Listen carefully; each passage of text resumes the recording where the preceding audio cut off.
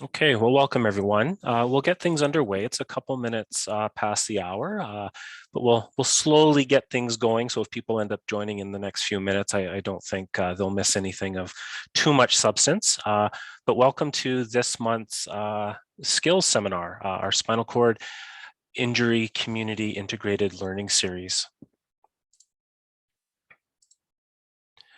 So thank you for coming back to today. We had to reschedule with very late notice last Monday, but it could not be avoided. So I appreciate everyone's patience and flexibility and the fact that you came back this week to join the presentation. So this month's topic is adapted sports and recreation for youth in the community. We're joined by three powerhouse presenters today, and I'll introduce Sierra, Karen, and Jen before they present each of their respective sections. Myself, I'll be just facilitating. My name is Jason Doust. I'm a core committee member of the SCILS team. I'm also a physiotherapist and professional practice lead for physiotherapy with Alberta Health Services, and I work primarily in the north zone of Alberta. So before we begin, we like to put in a plug for the Rehabilitation Advice Line. The Rehab Advice Line is a service delivered by Alberta Health Services in conjunction with HealthLink. So it's a telephone service for people with rehab needs. The Rehab Advice Line is staffed by physiotherapists and occupational therapists. It's available 7 days a week between the hours of 10 a.m. and 6 p.m. So you can call this number for rehab advice, wayfinding, and navigation within the healthcare system. It might not be the right door, but it's a door that'll get you entry into the system. So before we jump into things, we do have a disclaimer. Just a reminder that the information contained in these webinars and the related materials is not a substitute for professional medical advice, diagnosis, or treatment. Please contact your medical practitioners for more information and to see what is right for you. The webinar is being recorded and it will be made publicly accessible on the Spinal Cord Injury Alberta YouTube page. So a few housekeeping rules. During the presentation, we will keep everyone muted. You can have your cameras on or off during the presentation. It may be helpful to keep your cameras off to save on your bandwidth. We will run through our presentation and we will follow this up with time set aside for any discussion and questions that people have. And at that time, feel free to activate your cameras and bring yourselves off mute to join in the conversation. If you do have comments or questions, you also have the option of entering them into the chat box, which we will monitor through the presentation, but we will save questions and comments to address at the end. If you need to unmute yourself, you can press and hold the space key once you're called upon. What else? Towards the end of the session, we will have a couple of quick poll sessions just to help us with our ongoing evaluation and monitoring of our sessions. And then finally, you do have the option of changing your name. So if you're looking at your little box on the screen and that is not your name, you can go into the settings and change the name. Okay. Whoops, I think I missed a slide there. Sorry, my slide is not there, but before I jump into introducing Sierra, I would like to take a moment and just offer a land acknowledgement. So we acknowledge that across Alberta, we're gathered on the traditional and ancestral territory of many peoples, presently subject to Treaty 6, 7, and 8. This is namely the Blackfoot Confederacy of the Kainai, Piikani, Siksika, the Cree, Dene, Saulteaux, Nakota Sioux, Stoney Nakoda, and the Tsuut'ina Nation and the Métis people of Alberta. This includes the Métis settlements and the 6 regions of the Métis Nation of Alberta within the historical Northwest Métis homeland. We acknowledge the many First Nations, Métis, and Inuit who have lived in and cared for these lands for generations. We are grateful for the traditional knowledge keepers and elders who are still with us today and those who have gone before us. We make this acknowledgement as an act of reconciliation and gratitude to those whose territory we reside on or are visiting. So now, I'd like to introduce our first speaker, Sierra Roth. Sierra is a kinesiology graduate from the University of Alberta, who also has her personal training certification with the Canadian Society for Exercise Physiology. Her passion for movement has continuously been explored throughout her life. Growing up, she played soccer, participated in cross-country running, competed in track and field, volleyball, and raced motocross competitively. After sustaining a spinal cord injury at the T6 level during a motocross event at age 16, she was forced to rediscover her love for movement. While attending university, she began participating in wheelchair track and has recently transitioned to para-rowing in the next-gen space with Rowing Canada. She has also been involved in research projects and countless recreational summer jobs, getting children and youth with and without disabilities more active. Her most recent achievement was being the first woman to compete in the first adaptive mountain bike series in British Columbia just this past summer. Her passion for movement in all forms stems from her own challenges with rediscovering movement in a wheelchair. She wasn't properly taught how to work out from her wheelchair and was forced to find a way that worked for her in the small town she grew up in. From exploration and a solid knowledge base in kinesiology, she hopes to pass this knowledge and passion on to others so they can live a happy and healthy life just like everyone else. She does this proudly as a youth coordinator at the Steadward Centre and Active Living Alliance for Canadians with a Disability. So I'll pass it over to Sierra. Perfect. Thank you, Jason. Well, hello, everyone, and thanks for joining today. So my name, as Jason said, is Sierra, and I use she, her pronouns, and I'm 24 years old, a white femme-presenting person with medium dirty blonde hair. And today I'm wearing a pink and red sweater. So to get started, I'm here to talk a little bit about my journey within sport and recreation, as it didn't start as a positive one, and explore more of how I approached it differently than some may know. And I hope it sparks some ideas for others struggling to become active, or for parents who are navigating getting their child more involved in sport and recreation. So on this next slide, I first want to show a video that I shared recently that a lot of people commented on how my journey looked really smooth in terms of finding sport and recreation. And then I kind of reflect on that, on what actually happened. And this is a little bit of the glorified view of my journey, as I will show. So go ahead, Jason, on that.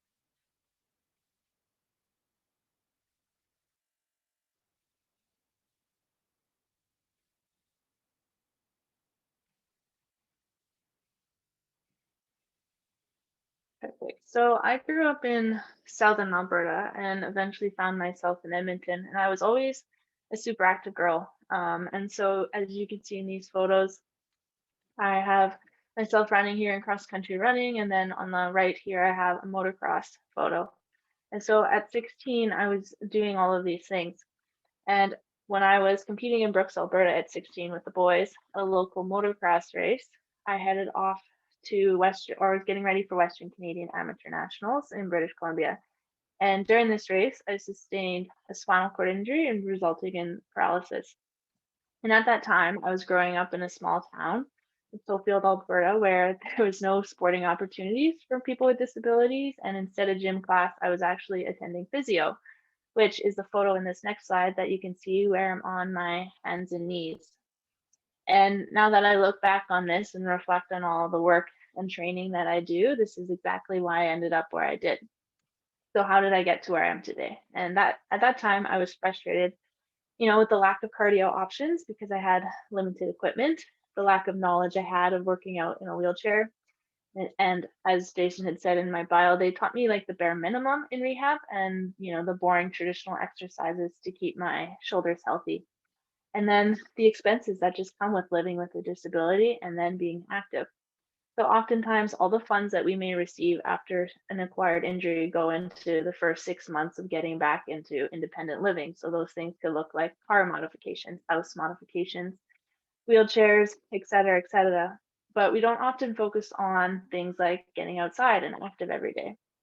So on the next slide, a handful of organizations, including the Paralympic Sports Association, the Steadward Centre, and Rocky Mountain Adaptive, were where my parents first brought me to just try everything. So these organizations provided a lot of opportunities for me to just try different sports and physical activity options, and it allowed me to just immerse myself into what adapted physical activity and sport really is.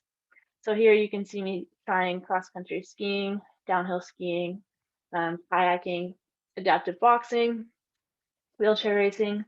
There's a lot of other different things I tried, but this can be overwhelming. And for parasport is really hard. And if you don't start learning the basics with your disability, things like balance and transfers, adapting to sporting equipment that might not actually fit you, and learning what your body can and cannot do, it seems like a daunting task. And for me, it definitely did. So at that time, I was also struggling with just having the identity of having a disability. And though my parents tried to find mentors, I wasn't too keen on being one of them, as I always told my parents. And so my parents and friends wanted to get me back on a bike to get back to my semi-normal. And so we did that. So next slide, we found a way to include me. So we found resources on YouTube and Facebook through others who were riding adaptive bikes. And sorry, mom, but we made it work. Now, oftentimes this can be a struggle for people to get back to the same sports they did pre-injury, as it just isn't the same. And so now I caution people in this and remind people to go in with an open mind and just to be curious about this new experience. So these photos show how we adapted my bike and got me back on. But obviously, this wasn't the most practical way to get back into sports. And so I eventually hung up the boots and decided it was time to go to university. So I attended the University of Alberta doing my bachelor's degree in kinesiology, where I slowly started to have a greater appreciation for movement and the importance of it in my everyday. So when I was in Tofield, only attending physio and being recruited to high performance teams, I lost touch with why I wanted or loved to move. And so I was only moving because I had to, and because everyone kept telling me that if I found a sport, I could go to the Paralympics. And so my frustrations can be seen in this photo where I'm laying on the ground just trying to work on core function, which we developed some of that, but I'm definitely still a bobblehead. And it wasn't until university where I slowly started to reflect on this narrative and found the importance of building my why for movement. So it definitely helped that some of the classes involve lifting heavy weights, as you can see in this next photo here, where I have a barbell overhead. I was also learning a lot about sports psychology, something I wish I would have learned at an earlier age. The importance of building up mental strength and resilience to take on everyday life with a disability, but also just finding the energy to get some movement in every day. And so what dawned on me was just how important movement was for my energy, my mood, and my overall stamina to get through the day. And all I had to do was just start. So you can see me in this next photo pushing my wheelchair on a hiking trail in the forest. And not only was it about being physically active, but being active meant I was included with friends and with family, going on hikes, going camping with friends, going for a quick river float with my family. These activities became easier once I started to build these tools of becoming more active. So that was when I first started getting involved in the Steadward, first as a participant in the track and field program, where I was wheelchair racing. And that is this next photo. And you can see me practicing outside in my sports chair. And then on the left, my coach at the time, Tim Canoval, pictured here, was truly the first positive experience I had with parasport. And I always say that your first experience is what's going to determine all of these things when you get involved in parasport. And Tim made sure I had autonomy in what I wanted to do with my training, and he saw the potential I had, but knew that throwing me into the deep end with high performance wasn't going to be how I achieved any of those goals. So we focused on just building an athlete in me. And what was challenging about this experience was the lack of other athletes like me, the lack of knowledge about what my training loads should be, and just the lack of equipment. It always felt like my coach and I were advocating for me to just be active with everyone else. So when I started having some shoulder issues, I realized that wheelchair racing just wasn't going to be for me. And I was actually really deterred from sport again, not knowing if my body would be able to handle this type of training load, and just the expectations that were put on me became quite an exhausting experience. And so I threw all my energy into career goals. In this next photo, I went to Australia, which is what you see here. A photo of me on the beach with my dad and some friends, and a photo of me at the University of Queensland on the left, finishing my degree. And then I landed at the Steadward doing some work with them, and then started working with them as a youth coordinator with Active Living Alliance. And so during that time, Rowing Canada reached out to me and asked if I'd be interested in rowing. And so this is common of sport organizations, knowing that you're in the realm of looking for sport and you might get bumped around a little bit just to find the right fit. So the athlete in me knew I couldn't pass up another opportunity to try a new sport. So I hopped in a boat and fell in love with it. And so rowing, there's the runner's high, the fresh air every morning, and the positive support system was pretty hard to beat for me. So I was getting stronger in the gym and knew that if I really wanted to pursue rowing full time, I had to put a little more into it than I was at the time. So that is why you can find me now on Vancouver Island, which is pictured here with me in my boat during a rainy training session, rowing 6 days a week with my amazing coaches, support staff, and teammates. So currently, I'm a next gen rower with Rowing Canada out on the island, and you can see me rowing on Elk Lake in my boat here during sunrise. As a PR1 athlete, and what that means is I only row with my arms and shoulders, and I'm strapped in at the legs and the chest, and then there's pontoons that help with tipping of the boat. And so it hasn't always been easy though, and oftentimes we see the triumphs of our Paralympic athletes, and that's what we associate with physical activity. And we don't see all the struggles and hurdles that they had to overcome to get to where they are today.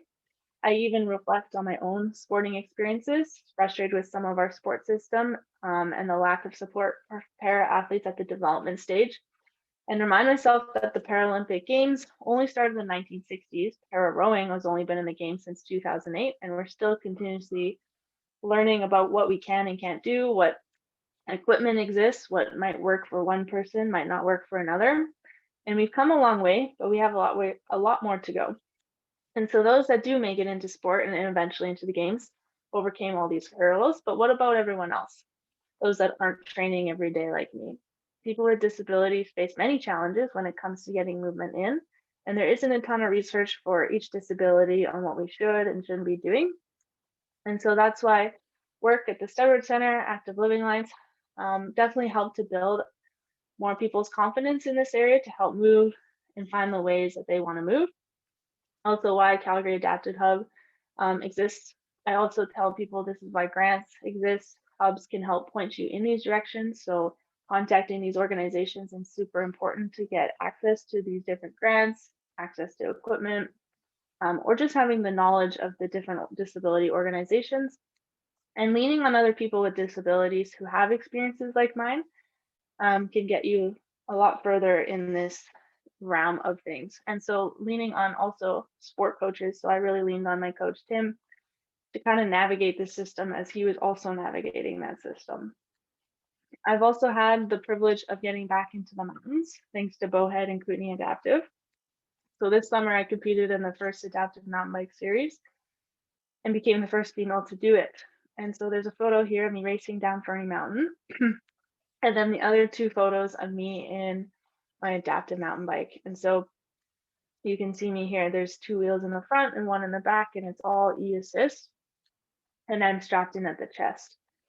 And because of this, in the new year, we'll be able to run women's clinics in Squamish and all over BC to help get more people who identify as a woman or a girl into the outdoors and into the mountains. And Rocky Mountain Adaptive is also doing this in Alberta. So this is one that I'm most proud of thus far, as these opportunities have come up because I just decided to start. And so the passion I have for movement is being carried out in all aspects of my life, and it wouldn't have been possible without believing that there was a different way to move, a way to move that I would enjoy even with a disability. I also recognize the privilege I have in my abilities and know that movement will look different for different people, but that's okay. So here's a video of me hiking with some friends to show you that a little determination, creativity, and strong links can get you pretty much anywhere.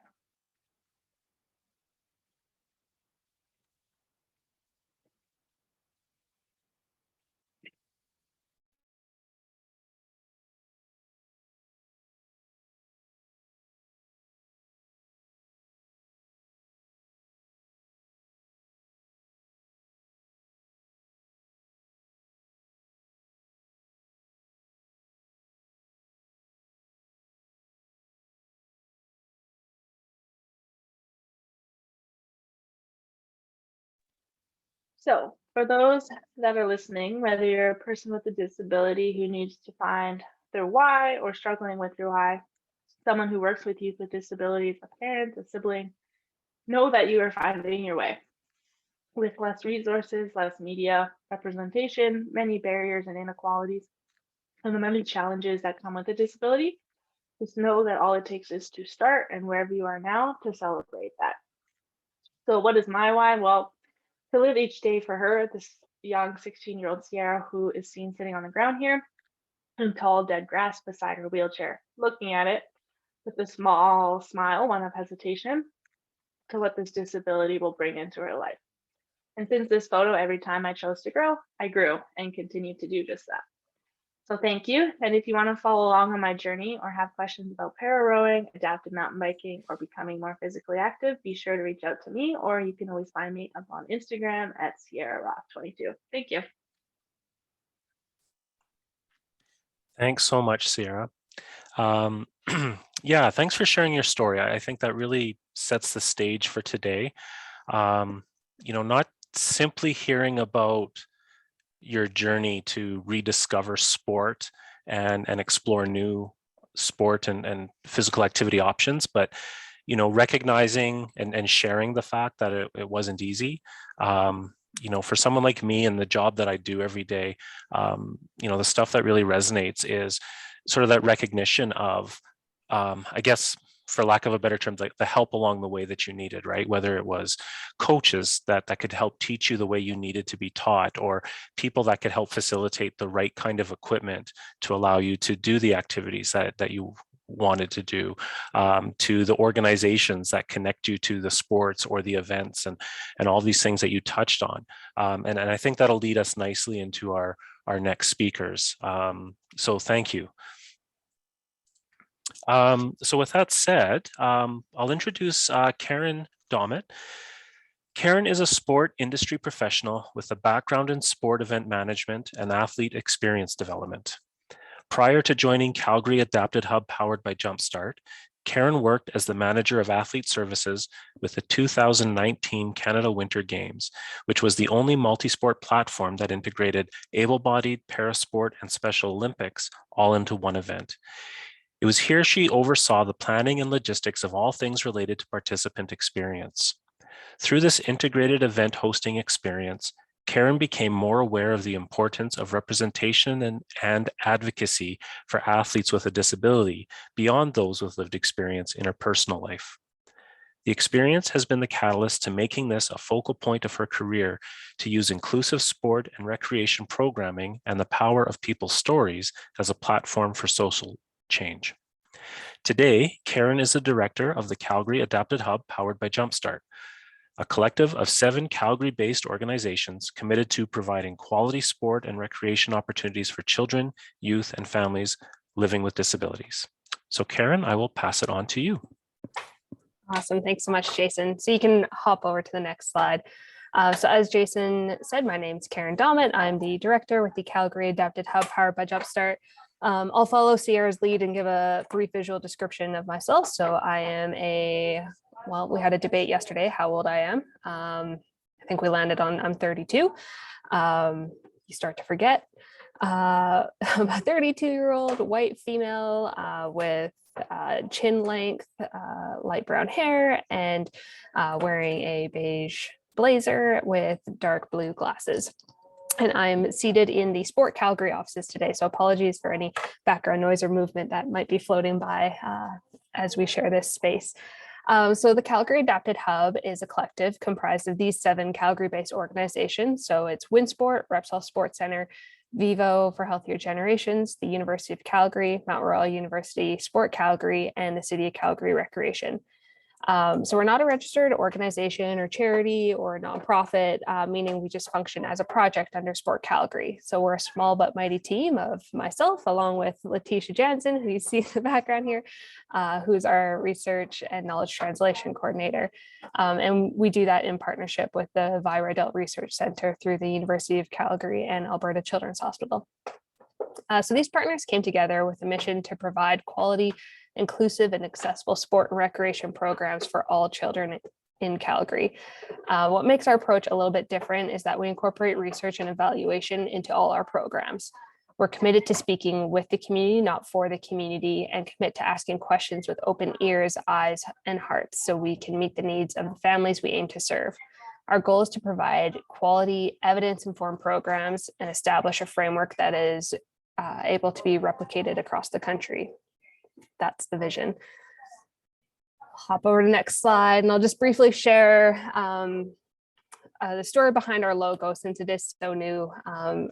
The circles represent the 7 partners, and while no circle is complete on its own, there are no gaps in the whole. The hub is stronger together, overlapping, yet open to each other.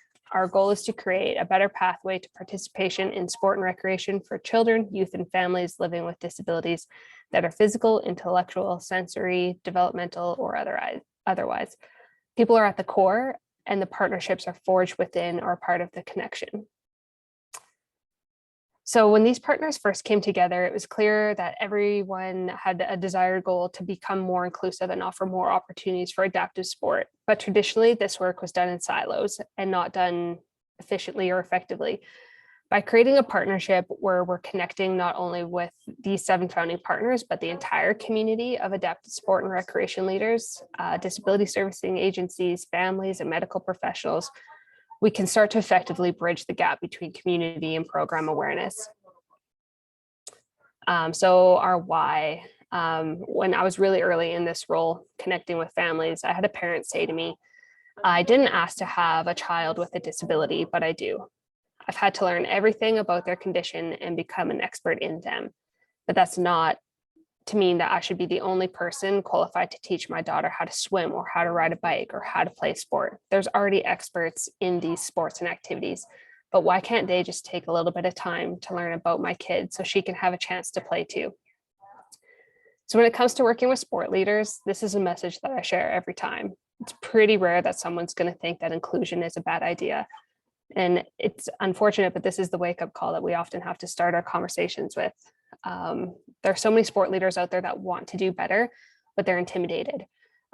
They're scared of doing the wrong thing, saying the wrong thing. And I think by sharing this message, we can start to break down that stigma and work together to build trusting relationships. And I think we heard that in Sierra's story with her first experience with Steadward Bears, that it's when you have that trusted relationship with a coach who is there with open eyes, ears, and hearts and wants to be there for what's going to work best for the athlete and get creative and find meaningful ways, we can get all kids participating.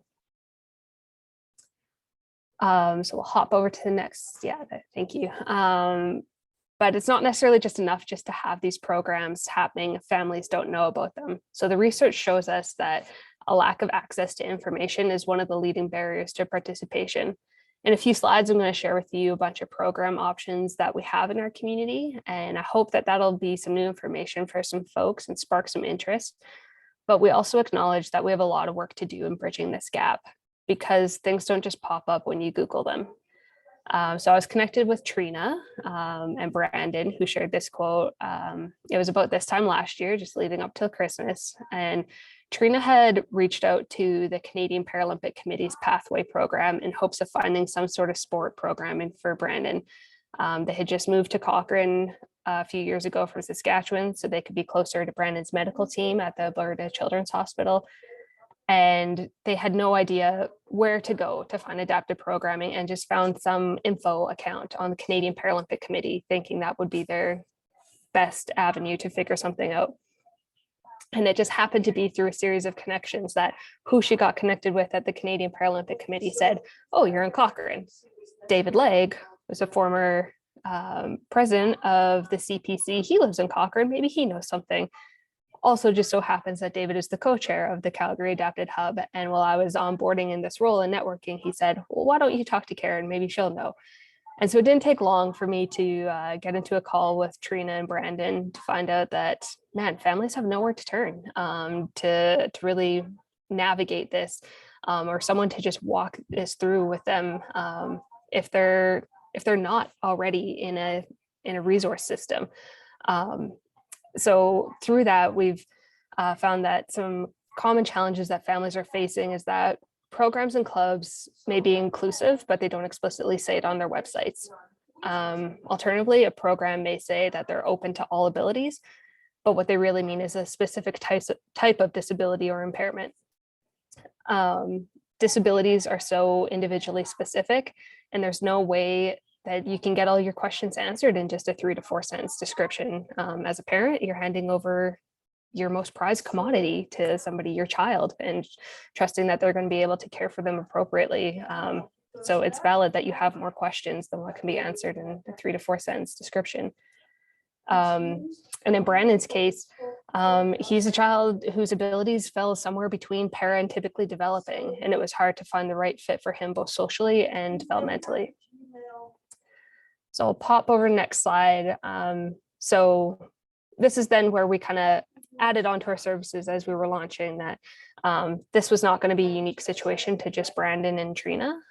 So we've intentionally built our website around a personalized one-to-one program navigation service where we just take a really relational approach and we just hop on a call with a parent and chat through with them of what are the abilities, what's the interest, what's the desire, or do they feel like they're in a gray zone, what's worked in the past, what hasn't. And then we come up with a game plan of here's all the things that exist in the community that could be a good fit. And then we also get to play that middleman and be that advocate for that family when they feel like they are in the gray zone and they just need to be connected with the right sport leader.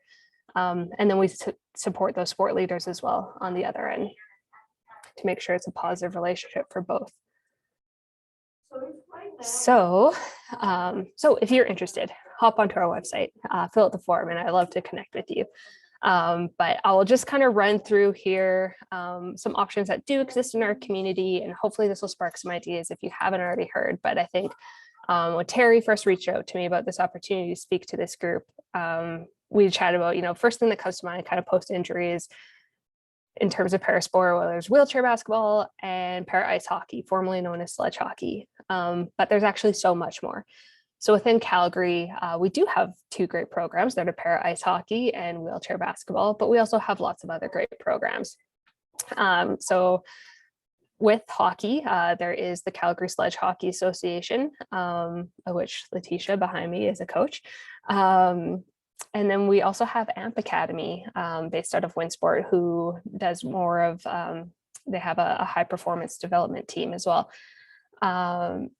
Alternatives to para ice hockey, there's Superheroes Hockey, which is a all abilities, mixed ability hockey. So it's has lots of different modalities. There's stand-up hockey, sledge hockey, and other different modalities out on the ice. So I think there's about 12 different versions of hockey going on during one practice, and it's a pretty fun atmosphere to be a part of. There's also Ringette for all, a very similar approach, but for Ringette.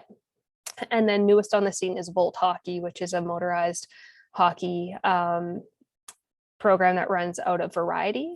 So that exists in both Calgary and Edmonton, and I do believe they're branching out into some other communities throughout Alberta too. So anyone who has used a power chair, Volt Hockey is a really great option. And then in Calgary, we do also have power chair hockey through the Calgary Power Hockey League, and that operates out of Vivo. We do also have wheelchair basketball. So Wheelchair Sports Alberta runs clubs in Grand Prairie, Edmonton, Calgary, Lethbridge, and Medicine Hat. Here in Calgary, we do also have a recreation league that's ran out of Mount Royal University, and registration is open right now if anyone's interested. So you can find that through our website or Mount Royal. Wheelchair rugby. So this takes a different type of human being. So if there's parents listening, maybe just do a quick YouTube first before you sign your kids up for wheelchair rugby, because it is perhaps one of the most violent sports. And that's coming from someone who grew up as a boxer. So WSA runs clubs. There's the Calgary Inferno and Edmonton Steel Wheels. Wheelchair tennis. So I'll go to a complete other spectrum of a no contact sport. Here in Calgary, it's ran through Austin Victor, the Alberta Tennis Centre, and then I believe in Edmonton, it's the Edmonton Wheelchair Tennis Club. There's competitive swimming. So in Calgary, it's through Repsol Sports Centre. The Nose Creek Swim Association has a para swim team. And then, of course, in Edmonton at the Steadward Centre. Soccer, there's para soccer and power chair soccer, both running out of the Eastside Memorial Football Club. Baseball, there's a Challenger Baseball League. In Calgary, we'll have a second league starting here in the south end of the city. And this is very similar to Superheroes Hockey, very much a mixed ability approach. Bocce is a sport that lots of folks don't commonly know about. So that is a Paralympic sport for literally all abilities. You can have very little or no mobility to play that sport, and that's ran through the Alberta Cerebral Palsy Sports Association. You do not have to have a cerebral palsy diagnosis to participate, but we have a session that runs out of Mount Royal University here in Edmonton, and then there's also clubs running out of Medicine Hat, Edmonton, and coming soon to Red Deer. Wheelchair fencing. So we run out of Repsol Sports Centre here with Aries Pentathlon and Fencing Club. I haven't connected with them yet, but I'm told that there's a really great club here in Calgary that runs para archery and runs a really inclusive program. For athletics, track and field here in Calgary, there's CalTAF. And then, of course, you heard with Sierra's story at the Steadward Centre in Edmonton. So it's not necessarily just wheelchair racing too. There's lots of para throws programs as well. There's also karate through Usana Karate here in Calgary. With sailing, here it's based out of Glenmore Sailing Club with the Disabled Sailing Association of Alberta, but I believe they do have other sites throughout Alberta. And I'd be remiss if we didn't give a shout out to wheelchair curling. So they're based out of the Garrison Curling Club. It feels like very much with the temperatures right now, it's a very relative activity. And then there's a few programs that we're looking to grow and develop more, but there's a wheelchair lacrosse program that's just starting to get off the ground here in Calgary. And then we have some work to do in some other areas. So sit volleyball is a gap right now in our system that we'll be looking to remedy. We'll pop over to the next slide here. So those are very sport specific, and it may not be, you may not all be Sierras that are, have that athletic athlete deep down under that is really looking for sport specific activity, but there are other ways to get involved and have unstructured sport and unstructured play and recreational opportunities. So through Mount Royal University, there's the Children's Adaptive Physical Activity Program. Repsol Sports Centre has a program that's launching in the new year called Active Energizers. The University of Calgary has the Adapted Physical Activity Program for kids. Vacova has a program that's opening up. So all these programs are very much multi-sport or recreational based, unstructured play, and lots of through Mount Royal and Vacova both incorporate an hour in their pool as well as in their gym. At WinSport, we just wrapped up this Sunday, yesterday, our 7-week adapted multi-sport program. So each week you come try out a new wheelchair sport and get introduced to lots of the clubs that I mentioned on the previous slide. So there's lots of those kind of first touch, first exposure type programs. There's also a number of adaptive swimming lessons. You heard Sierra speak about Rocky Mountain Adaptive. So they do downhill skiing out of Nakiska and Sunshine. There's CADS that operates out of WinSport here in Calgary. And then I see Susanna Tangens on the call with Ultimate Parasports Association. So they run adaptive cross-country skiing here throughout the city. And then also adaptive biking. So they do on the track at Mount Royal University throughout the winter months, an adaptive bike program. And then Susanna also runs a high performance hand cycling program. CP Kids and Families, you don't have to have a CP diagnosis to utilize their adaptive bike program. And then Rocky Mountain Adaptive, as you saw, has those wonderful bowhead e-cycles that you can go ripping down the mountain with. There's also lots of summer camp opportunities emerging with the UC. They run an adaptive sport and recreation summer camp. Mount Royal is launching a parasport camp this summer, and Repsol Sports Center has adaptive sport camps as well that they'll be launching this upcoming summer too. So over to the next slide, I listed obviously a lot of things that were Calgary based, tried to make mention of things elsewhere, but the concept of the Calgary Adapted Hub is unique, of being kind of a central landing zone. But the beauty is that you don't have to necessarily just be in Calgary. There's lots of these other organizations that you can go to find information. And once you start talking to one, it's going to open up your doors to start to learn about lots of other different clubs and associations. So I will just finish off with this next slide. A quote that I love to always close on is that sports can be seen as the canary down the coal mine for the wider culture and society that they're part of. Changes in sport culture don't stay in sport culture. They reflect what's happening in the rest of society too.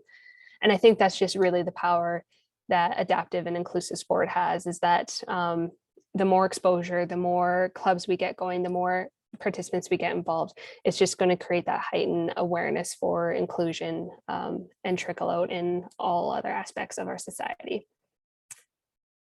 So I will leave with my final slide with our contact information. You can find us, my spacing got a little messed up there, but you can find us on all social media or hop over to our website, sign up for our newsletter, and stay up to date on what programs are being launched in Calgary. Thanks so much, Karen. Yeah, great to hear about Calgary Adapted Hub. Like even just the concept of it, right? Like I said, I can only speak for myself, so I'll do that. You know, my work is focused more on northern Alberta, but I appreciate everything you had to say about, you know, helping families navigate, right? Being that well, a hub. It's really great to hear about that. As a healthcare provider, and I think others on the call might be able to relate to this. You know, we're pretty good at recommending things and encouraging people to pursue things. Often where we fall short is actually connecting people with those things, or knowing how to connect them. So that the resources that you're describing, I don't see just as being valuable to families as they navigate this, you know, reality that they find themselves in. But I think for healthcare providers too, that, you know, knowing where to find these resources and, you know, helping us with navigation in our communities is really important as well. So thank you very much. So I'll introduce our third and final speaker for today. Jennifer Leo is the director of the Steadward Centre for Personal and Physical Achievement in the Faculty of Kinesiology, Sport and Recreation at the University of Alberta. With over 15 years of research and community-based experience, Jennifer has focused on understanding experiences of access, inclusion, and participation in adapted physical activity settings. Jennifer prioritizes learning from those with lived experience of disability, and she is committed to developing and supporting young people experiencing disability to become leaders and coaches in the community. Collaboration and partnerships are critical to Jennifer, as she is part of the Family Engaged Sport and Exercise team in the Canadian Disability Participation Project. She serves as a co-chair of knowledge mobilization with the Active Living Alliance for Canadians with a Disability, and is a member of the leadership team for the Inclusive Sport and Recreation Collective in Alberta. So with that, I will pass it over to you, Jen. That's great. Thank you so much, Jason. Thank you everyone for the chance to speak to you today. Just sharing a little bit of information from the Steadward Centre focused on adapted physical activity and parasport. So as Jason said, my name is Jen Leo. I'm the director of the Steadward Centre. I am a white female with red hair in a ponytail right now. I'm wearing a gray polo shirt with a collar zipped up and the Steadward Centre logo on the left side. I've included my Twitter handle and my email address up here if you would like to stay in touch. And then just to kind of start off, I have a very short, less than a minute video. If Jason's able to help me kind of play it, just to introduce the Steadward Centre. Sure thing, Jen. Let's see if I can regain everyone's trust in managing. We should be okay. Okay, is the video on the screen? Yes. Perfect.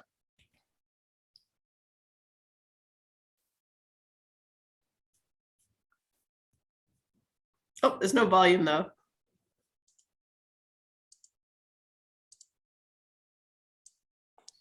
Let me try that again.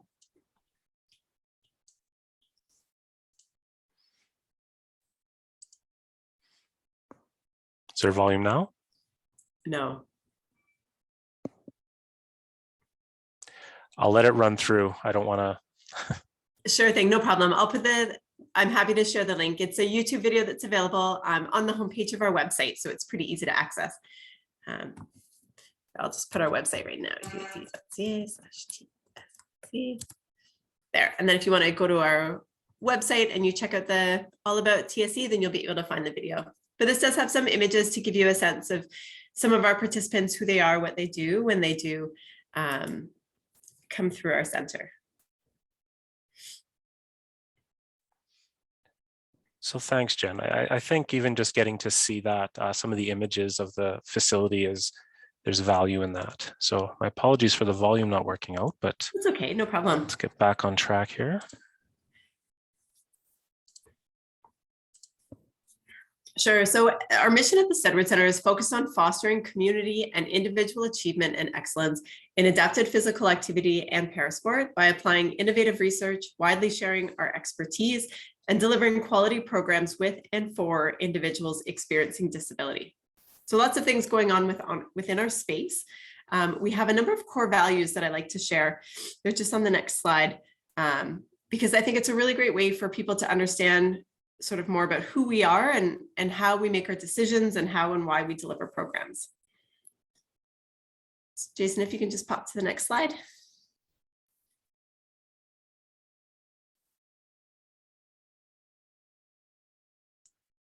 Sorry, when I was closing windows, I'm locked out of my screen here, so bear with me again. I'll just keep talking. That's okay. Yeah. You can catch up. So our core values, we have, how many are there? 1, 2, 3, 4, 5. We have 6 of them. So the first one is embodied ways of knowing. And this is really focused on the idea that living with an impairment is best understood by those living with impairment, and they're the experts. So we really try to integrate stakeholder engagement and connecting with our members when we're making decisions. Connection is focused on this idea that we are only as strong as our relationships within our team, with our partners, and with our members. Collaboration means that we believe that more can be accomplished in partnership than alone. Leadership is focused on sharing our insights and perspective and believing that these can provoke new ways of thinking, spark discussion, and inspire action. So for example, these are all reasons why we love being able to share in a session like today, where we get to hear from folks like Karen and then Sierra, who's one of our team members. Learning involves asking questions and learning from others in a way that allows us to constantly improve and grow. And then finally, in terms of accessible, we believe that adapted physical activity and parasport should be available to all who choose to participate. So if you can just flip to the next slide. When we talk about our physical activity experiences at the Steadward Centre, we're really focused on quality participation. And the way that we do that, I'll kind of touch on, I've got some images in the next couple of slides to show you a little bit more about who we are and what we do. So in the next slide, this is a little bit of an overview of our members. We provide programming from, as young as probably 4 is kind of our youngest, all the way up to adults who, as long as you want to come here and register for our program, you're welcome to come. You don't require a specific diagnosis to access our programs. Rather, the Steadward Centre is focused on providing adapted services for anyone who identifies as experiencing disability and benefiting from our services. So especially for kids, for children and youth, we find this is really beneficial for many families who are navigating diagnosis processes, or maybe don't have a specific diagnosis, but would really benefit from some of that programming. So we have a wide range of folks that do come through our programming and a wide range of ages. And the next one. So in terms of our facility, we're located at the University of Alberta as our actual programming space. We have a accessible exercise and fitness space. We have our kids programming space. Judging by the colors and imagery in these different photos, I'm guessing you can kind of see that our kids space has more bright colors. It has equipment that's similar to what you would find in a physical education space, I guess. We have our group studio or exercise space where we do group classes. And then we have a number of gender neutral, inclusive or barrier-free, I guess, washrooms. And so that's a really important component of our space, because it means when folks come to use our facility, they have access to inclusive and accessible washrooms and showers and all of those pieces that make the whole physical activity experience better, I guess. It's a lot easier to come and work out if you know that you can use the washroom, have a shower, take care of all of your business. Okay, next one. In terms of equipment, we have a wide range of adapted equipment. Some pieces are universally designed. So for example, some of our fitness equipment in the gym space are designed for users who may or may not be wheelchair users, but they're, for example, we have seats that can rotate out, so you can have someone wheel in, or the seat can move back. So we try to have equipment that's available for the broadest range of folks as possible.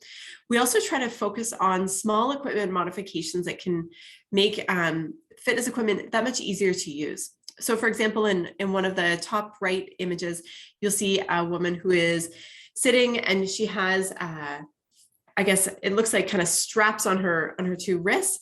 And what that's doing is those straps are attached to hooks, which are attached to the machine. And so that's removing the requirement of having the grip strength in your hand to be able to access that upper body equipment and to perform the exercise. So that allows her to be able to use the equipment with that small extra piece of modified equipment.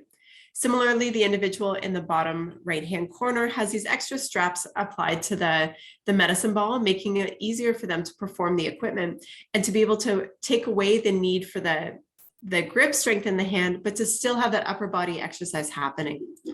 We also have some equipment that is specifically designed for adapted sports. So in our parasport program, you'll see, for example, in the bottom left-hand corner, one of our wheelchair racers is in a wheelchair racing equipment. So it's modified, it's a wheelchair modified specifically for racing.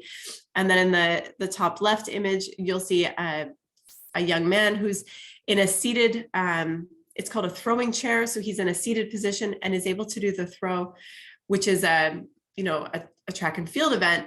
But sometimes for some folks, they need that seated piece to be able to perform the maneuver. So again, specific equipment that helps folks to be able to take part in a number of different sports.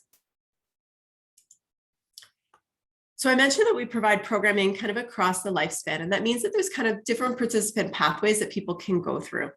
So beginning in our Free to Be Me program for children and youth, young people can come in, they can join our programs, and they can kind of grow up with us a little bit. As they're looking for other options, we're happy to recommend other community programs if they want to stay with us. We also then have opportunities as they're transitioning to become a bit older. Maybe they want to try out programs in our athlete development or parasport area, or maybe they're thinking about what it means to transition to adult fitness and recreation. We really focus on supporting that transition piece because we know it can be tricky for families when they have children and youth who are kind of entering that older youth age and they're sort of transitioning to adult services, and sometimes those services just stop. So because we have that participant pathway across the lifespan, it's easier for us to provide supports for folks as they're kind of aging through the different program options. So in the next couple of slides, I'll just share some information about the specific program areas.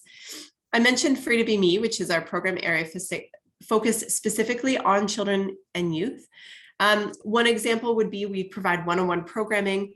That's where individuals who have specific goals that they want to work on, they come in, they work with one of our instructors, and they spend 10 or 12 weeks working on those goals.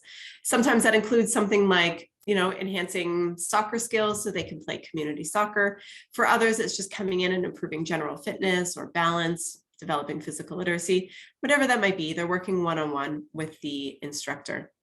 In our PALS program, it's this really neat partnership with our university students where the individuals get a one-on-one experience working with a university student, but they're in a small group setting. So there's opportunities for a bit more collaboration and play as well. We also offer group programming. For example, River Valley Adventure takes the kids outdoors so they can, spend some time in nature, access the River Valley, which is close to the university, and really do some nature-based programming. We find this has been really important for kids, this past couple of years, as we've been spending more time in smaller circles, this gets the kids focused, I guess, with the outdoors. And then we have programming like Teen Fitness Fun, which again is thinking about that kids that are in that transitional age as they're looking ahead to what does exercise, physical activity look like for me as an adult? Well, this is a way for kids to start to gain some of those skills and experiences engaged in exercise, but in that social environment, because we know that peer relationships are really important for teens. And then finally, other outdoor programming we have includes things like Cycle Adventure, where we really take kids who have just learned how to ride a bike. We also offer a Learn to Ride a Bike Cycle Challenge class, but this is for kids who have gained those initial skills, and it takes them out again to explore the River Valley safely. So really trying to enhance those skills that can then hopefully lead to more physical activity and recreation outside of our programming. So maybe that means cycling with mom or dad on the weekend, or as siblings or friends, whoever that might be, ways of enhancing overall family recreation. And then we also have a playground programming, thinking about other spaces and thinking about summer camps. I've mentioned athlete development and para-sport. Specifically, we have two streams. We have para-swimming and para-athletics. Within each of these programs, we have options for folks who are looking to come in and just focus on development and participate and improve their skills as athletes, but don't necessarily want to be involved in competition. And then we also have performance groups for those who are interested in seeing what it might be like as a competitive athlete. So really trying to recognize that, there's a range of ways of participating within parasport, and we try to meet needs for lots of different athletes. Then within our athlete development programming, we also do strength and conditioning. So thinking about folks who are involved in parasport outside of the Steadward Centre. So maybe you're a wheelchair rugby player, or you play goalball, but you want to do your strength and conditioning. You can absolutely come through the Steadward Centre, where you work either one-on-one or in our group athlete and training class, and you get set up with an individualized program that takes into account your sport-specific needs, your individual strengths and goals, and then it gives you a chance to work out among other like-minded athletes. So it's kind of a really neat group that comes together and focuses on that strength and conditioning piece. So that's where the kind of athlete development part comes into effect. We also have efforts that focus on collaboration, learning, and leadership, where we really think about our community impact. So those are some of our core values that I mentioned earlier. So specifically, two initiatives that I wanted to highlight that really think about what that community impact looks like. Just this fall, we recently wrapped up our Athletes to Coaches program.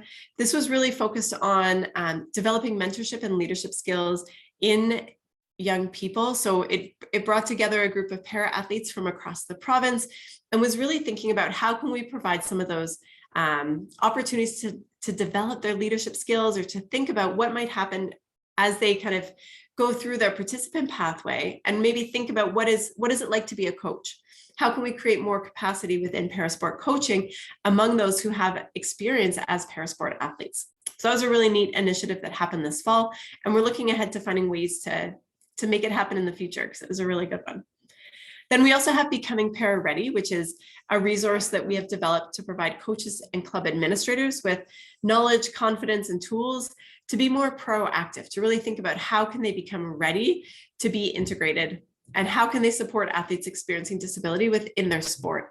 So initially it started out as a document that was prepared for athletics coaches and clubs across the province, and has since been expanded so that it's available for a wide range of sports, where clubs or groups or communities may be thinking, we want to welcome in athletes experiencing disability, but we just don't really know where to get started. So this is a really great resource to help with those initial first steps. And that is available on our website under our resources tab. And I think that takes me to the end. So just kind of a quick tour of some of the different things that are available through the Steadward Centre, what it might look like if you're a young person going through that pathway and some of the different options that are available. If you're interested at all in learning more about our programming, please reach out and I can put you in touch with kind of the right person on our team who can provide more information. You're also welcome to follow us on Facebook and Instagram, other great ways to stay in touch with some of our programming options. So thank you very much, everyone. I really appreciate the opportunity to share with you today. Thanks so much, Jen. Needless to say, that was really great. I have to say, like, I'm just blown away by the options and variety of programming that you described. You know, while I'm used to seeing program options in the community based on, you know, specific activities or sport, perhaps specific age groups. But what I was really excited to hear about is in your programming, just how much you've considered contextual factors, right? Age being one of them, but offering, you know, options between one-on-one versus groups, but looking inside those groups and saying like groups of peers, groups of family and caregivers, you know, that's actually, I think, really unique and pretty exciting to hear. I think all programming, regardless of the population we're talking about, that's something that's often lacking. So really, really excited to hear about that. So I'll stop talking and going on and on about it. Before we get to our discussion and questions and answers, we just have a couple of quick poll questions here for you guys. So if you can just, you know, click on your screens to select the most appropriate answer to the questions. I'll just give it a moment.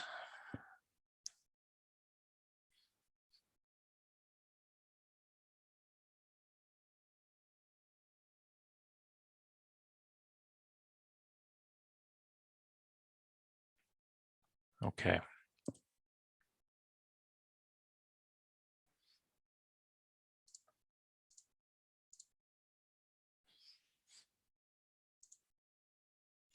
Okay, so we will open it up. Okay, so yeah, we've covered all that. So I'm going to stop sharing my screen. So the various presenters shared some of their contact information.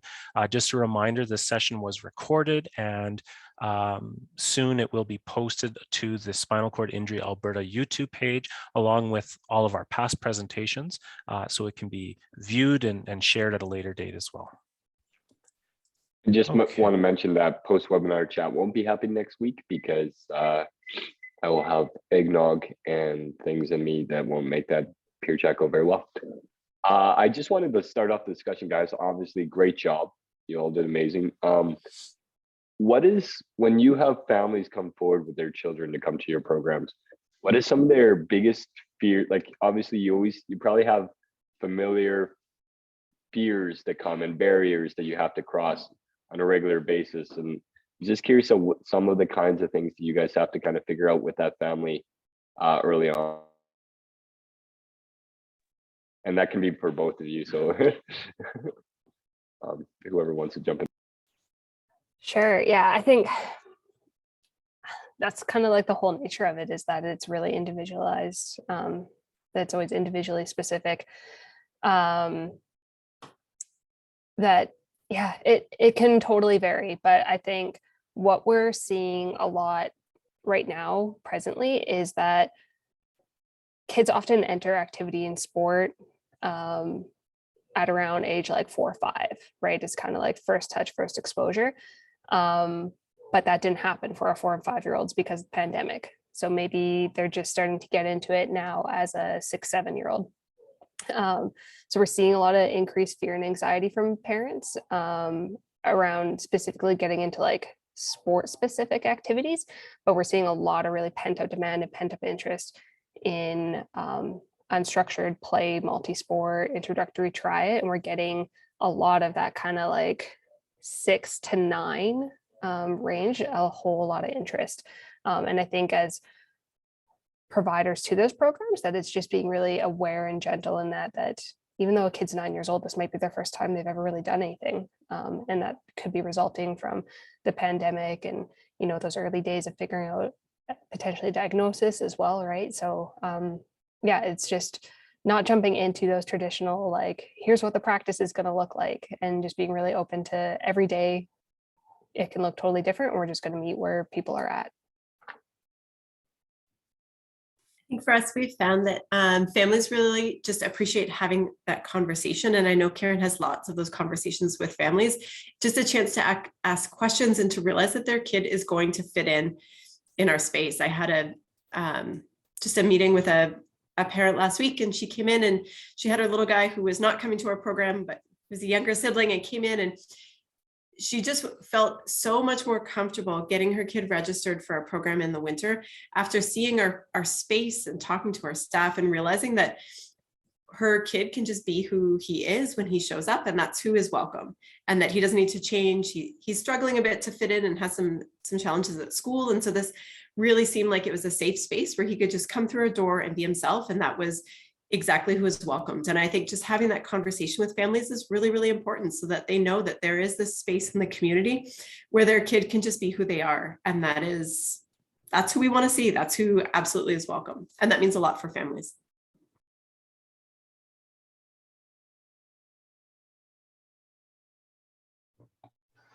Oh, you're on mute, Terry.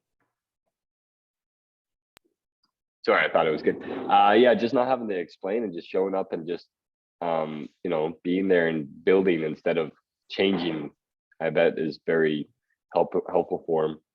Just Sierra, just thinking about your experience starting, like you obviously were talking about your fears as well, and the biggest barriers you had once you started. Like, is it just sorry, did it feel very, like you were saying, it wasn't right away that you felt comfortable until you had those conversations? Yeah, I think it's, as both Karen and Jen said, meeting people where they're at, and the more exposure that they have to those environments, the better. And so if you do have those welcoming environments, makes it a whole lot easier. And just being exposed to more people and more sports or more physical activity makes it all that much easier. So just meeting people where they're at, and it might not be right away.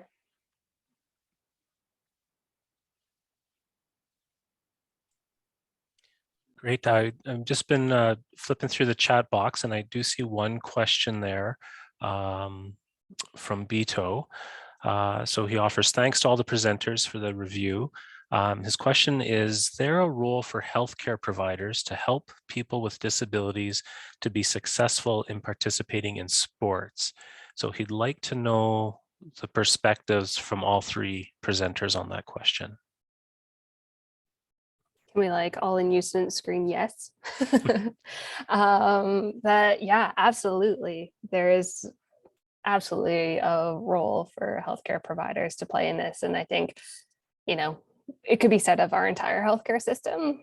You know, what if we were prescribing activity and recreation and sport to all individuals? But yeah, I think we know so much of how huge the impacts of participation are socially, physically, mentally, everything for an individual with a disability, how that impact is so heightened, that it is such a valuable tool. And we see so many of those success stories of kids who maybe have been in speech therapy their whole lives, but then now are playing superheroes hockey for the first time ever, and in the first activity ever, and what that's done for them socially. And now their speech progression has gone up 300% than what it's ever been done in the past. That, like, those are the true impacts and benefits of participation, right? And there's, yeah, I could go on forever, but if there were a way that we can start to work closer, I think, with this hub concept and directly with the healthcare community, that we don't expect practitioners and physicians to have all the answers and to know about every single club that exists. But if we could be that lifeline, and that, you know, utilizing Children's Link and Jouet app and things like that, that getting more information and resources out to families, because the one constant is going to be their healthcare provider.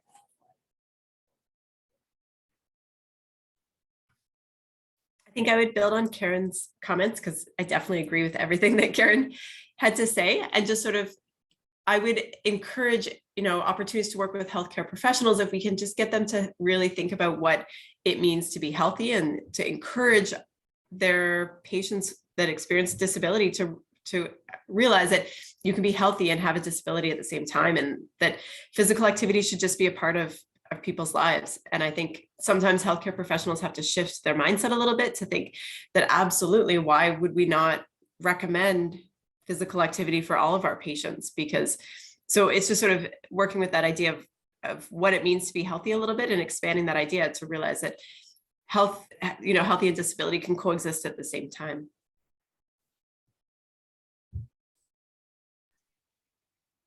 And I would echo both of those comments. I think back to when I was in rehab, and my physio actually brought me to the Steadward to just show me, like, this is what some of the options are and some things that you could do. I also think about a recent project that was done in Vancouver where they have different images of what physical activity might look like once you start getting back into the community, and just how powerful that might be for someone to see that there are all these different options. And it's just a matter of starting to dabble in what that might look like for you.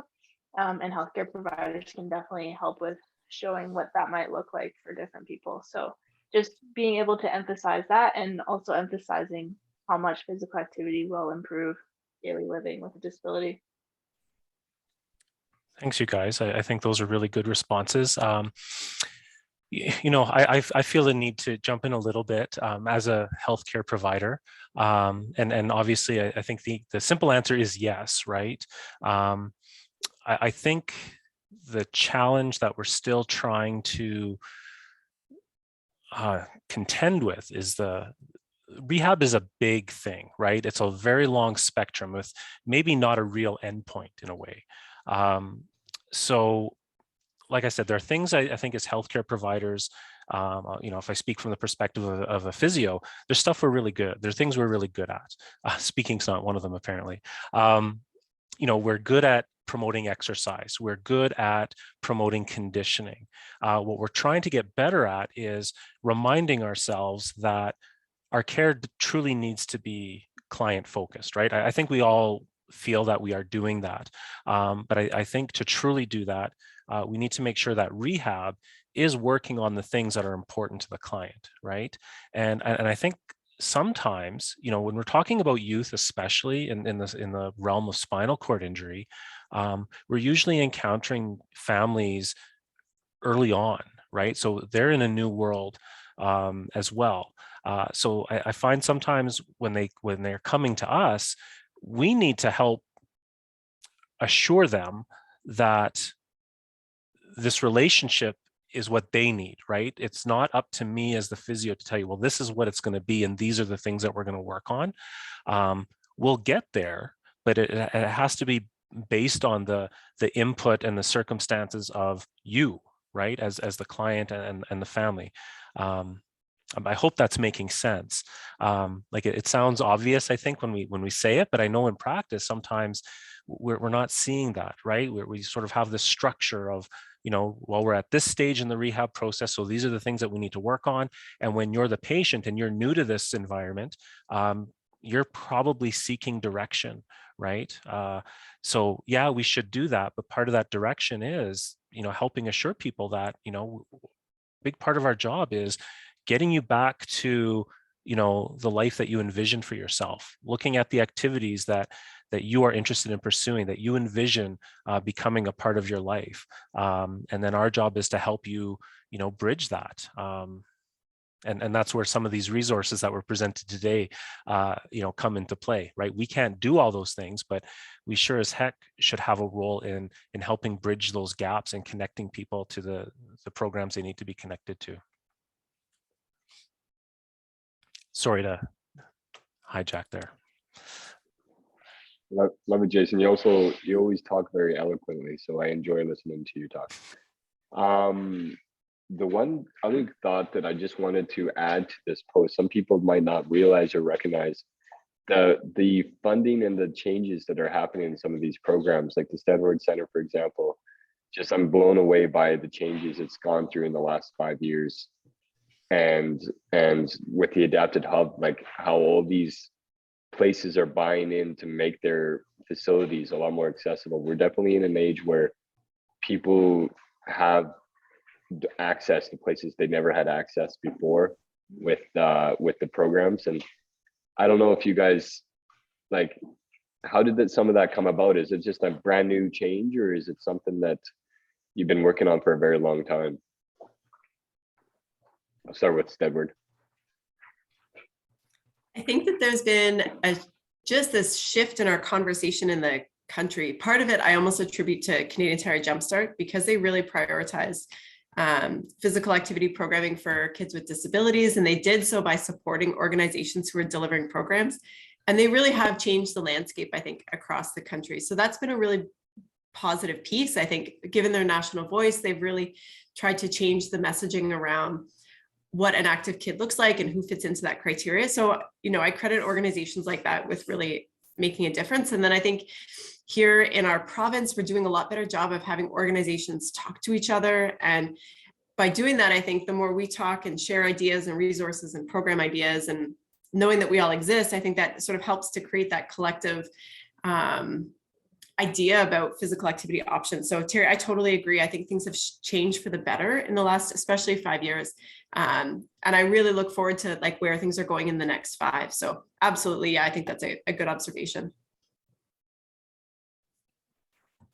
Yeah, I would agree. I mean, we're much newer as an organization, so I can't really speak to the path getting here, but I think it was an awareness and interest of each of our partners that came to the table to get our hub launched, to want to do more and do better. And I think we're approaching this really interesting landscape as we, you know, continue to reuse that narrative of return to normal, but that the active economy and the demographics of individuals are so different that it's no longer you can just have the thing and people will show up, that we do have to have this greater awareness and acknowledgement of all the things that make up every individual, that if we want people to return to in-person experiences, that we have to be taking care of that whole self and whole individual and understand people's intersectionalities, and disability inclusion and accessibility are such huge parts of those conversations.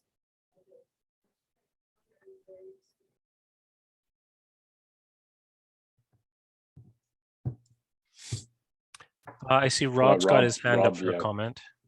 Go I ahead. do. Thank you. And thank you guys for presenting. I just wanted to comment on a couple things that came up and what I you know, resonate with me while I'm listening. And one of the biggest pieces, obviously, the inclusion factor, especially for a younger individual, whether that's, you know, very, very young to late teenager, and how, you know, if you have a disability or an acquired disability like a spinal cord injury at a young age, you can sometimes be excluded from the norm, right? So if you're in school, high school, junior high, whatever, you're not being able to participate in the same kind of areas, right? Just like Sierra was saying, like not being able to participate in gym class because she's off doing physio or whatever, you know, that can be pretty detrimental to an individual's mental health, right? To be excluded and withdraw and become very withdrawn over time. But having access to programs and resources that are done through Steadward, the hub, you know, that has a community of its own, right? So inclusive to that community where that individual, whatever age they're at, if it's at a younger age, is excellent for them to be a part of, because like you pointed out, Karen, it has that social development piece, right, is huge for a child, massive when you're with your peers, and when you're excluded from programs and not being able to have those discussions to learn from one another as a peer develop, right? Like that's a very, what's the word? Jason, you're not the only one that can't speak correctly this morning. So, but just being able to develop those social skills is massive. And when you're in an inclusive space, you're comfortable there. You're able to interact as an individual should. And you know, and part of that is discussion of those transitions. like Jen was saying, like with the transitions of programs, you know, most often people with a disability or at that younger age, once they reach the age of 18, all those resources they have just goes poof, gone, right? And that can exclude somebody again in terms of, oh, you know, they don't care about me anymore. So what am I supposed to do, right? So it's pretty detrimental to the mental health of an individual. So being involved in adaptive sports, adaptive fitness, or just being in that community surrounded by peers is not only physically healthy, but mentally healthy as well, to keep that positive mindset and to be able to move forward and, you know, think outside the box beyond what their limitations are, right? And, you know, go beyond those boundaries and try something different. So yeah, those are just a couple things I really wanted to touch on, especially that transition piece and the piece of the inclusion, right?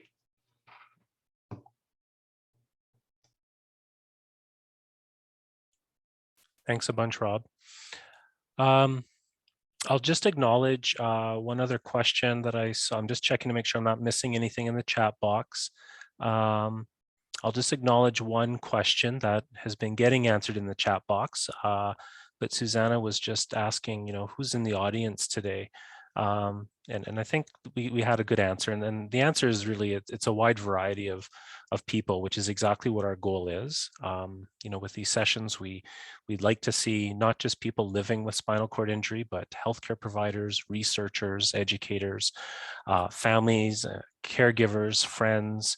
You know, and I think especially when we look at a topic like we have today, you know, anyone in the community that might be connected to, you know, interacting with this population, right? You know, I think about, we talked about adapted programs, right? But we could say there's probably value in a presentation like this to someone working at a conventional fitness facility in any community, you know, because I think most people can have, you know, who work at those places have had experiences where whether it's someone with a spinal cord injury or another condition, you know, comes into their facility, you know, looking for something. And then maybe that staff member not really knowing how to direct them or how to accommodate them. So yeah, we'd like to see anybody and everybody here because we're talking about things and living in the community. So I see we're at 1:26. Really great discussion. Are there any final questions or comments from anybody? I just wanted to say again, thank you everybody that participated and kept with us for the week that we had to postpone because of sickness. And we really love this community. And Karen, I already did message you, but just this is kind of an example of cool things. So wheelchair lawn bowling is huge in Australia and New Zealand, and just recently the Edmonton and Calgary lawn bowling clubs, there's different clubs, they're excited about getting wheelchairs into their facilities. So it's just another one of those things where there's all these little sports, all these other things people don't often do and think about, and they came to us to get us into their club, not us going to their club and saying I want to play. I think that right there is a show that what you guys are developing and building is amazing. Thanks, Terry. Send them my way.